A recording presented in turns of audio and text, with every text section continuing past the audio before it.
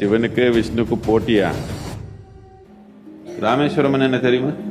ராம சிவனை பூஜை பண்ண இடம். கிருஷ்ணா அவன் வாழ்க்கையில சிவ பூஜை பண்ணாம ஒரு நாள் அவன் வாழ்க்கை அவன் ஆரம்பிக்கல. எதுக்கு இப்படி பண்ணாங்கன்னா, இது யாரோ அவனு இவனுக்கு போட்டி கிடையாது. எல்லாத்துக்கும் அடிப்படையான தன்மை கூட தொடர்பு வச்சுக்கணும்னு ஆசை. நாம சிவான்னு சொல்றது எதுக்குன்னா, ஒன்றும் இல்லாததுக்கு என்னத்துக்கு மதிப்பு என்ன? இந்த ஹாலில் ஒன்றும் இல்லாததுனால தானே நம்ம உள்ளே வந்தோம். ஏதோ ஒன்று இருந்தால் வர முடியுமா? ஒன்றும் இல்லாததுனால தான் நாம் உள்ளே வந்தோம். இந்த பிரபஞ்சத்தில் ஒன்றும் இல்லாததுனால தான் இந்த சிருஷ்டியே நடந்திருக்குது.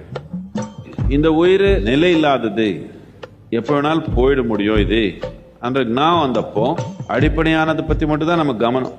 இன்னைக்கு நமக்கு கையில் இருக்கிற ரூபாய் இப்படி போயிடுச்சுன்னா நான் உயிரே விட்டுடுவேன் என்ற மாதிரி மனநிலைக்கு வர்றீங்க. ஆனால் உங்கள் கழுத்தில் கத்தி வச்சு பணம் கொடுக்குறியா உயிர் விடுறியான்னு கேட்டால், ஐயோ பணம் எடுத்து போப்பான், போனா போகட்டும்.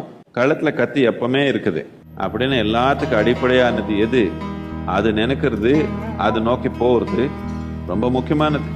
மித்ததெல்லாம் கொஞ்சம் அப்படி இப்படி என்டர்டெயின்மெண்ட் பண்ணிக்கலாம். ஆனால் கழுத்தில் கத்தி இருக்குது நமக்கு நான் வந்தப்போ இது ஒன்று தான்.